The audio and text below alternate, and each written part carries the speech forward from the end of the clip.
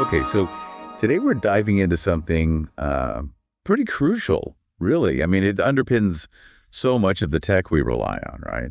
Taiwan's role in the global semiconductor industry. Yeah, absolutely. And it's a topic that's been getting more and more attention, especially with all the talk about the silicon shield.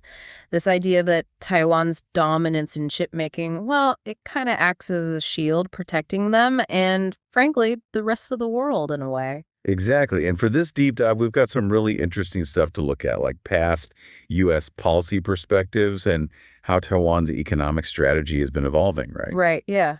And the goal here is to really understand, what's driving Taiwan's continued leadership in this space, but also what are the challenges? What are the opportunities? What's the future look like? Right. So to get started, I think one of the things that really jumps out is just how much Taiwan dominates advanced semiconductor manufacturing. I mean, we're talking practically all of the world's most sophisticated chips being made there. Yeah, it's pretty remarkable. Not just a big chunk of the market share. It's really the foundation of global technological progress at this point. And that brings us to, I think, one of the most significant developments, right? Taiwan's economic shift. Mm-hmm. 10 years ago, something like 83% of Taiwan's outbound investment went to China. Now, under 9%. Oh! Huge change, right? Yeah. And now a massive 40% of their new investment is going to the U.S. It's just a huge reorientation.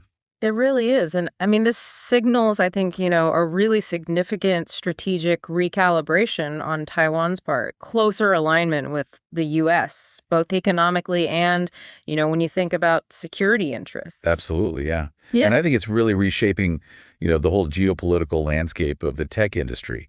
But here's the thing. It's important to understand that, while manufacturing might expand elsewhere, those absolute cutting-edge chips, the ones we need for AI, for all these advanced applications, well, initially, they're going to stay in Taiwan. Right, at least for the development and early stage production until the tech matures a bit more. Exactly, yeah. So Taiwan, it's still that nerve center for breakthroughs. Yeah, it's an important distinction because, you can build factories anywhere.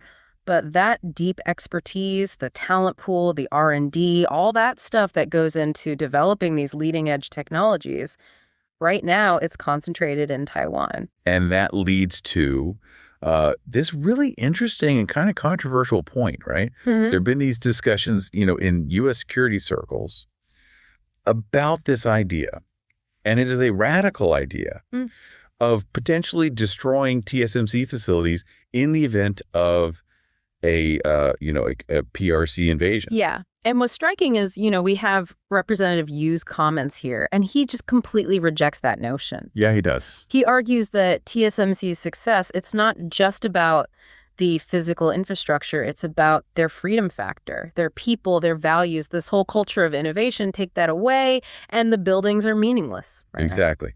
And he goes on to describe this vision of Taiwan's silicon shield evolving into a silicon fortress. And it's more than just protecting chip production. It's about actively strengthening those bonds with allies like the United States. Yeah, it's interesting, this silicon fortress concept. It suggests this idea of collective security. It's not just Taiwan going it alone. It's about economic interdependence, sharing technological advancements, reinforcing those political alliances. Right. So I guess to kind of wrap things up, we've seen Taiwan's dominance in this space, its big shift in investment towards the U.S., and this idea of a silicon fortress. A lot to think about. It is. And it raises a really big question, I think, for all of us. Given how intertwined technology and geopolitics are becoming, and Taiwan's semiconductor industry is a perfect example of that, right? How will this all shape future international relations? How will it impact global economic security? What will this Silicon Fortress mean for world stability, 5, 10, 20 years down the line? And what about the future of tech? How will that be impacted? Yeah, definitely some food for thought. A lot to consider. Okay, thanks for joining us for this deep dive. It's been great discussing this with you. Likewise, always a pleasure. Until next time.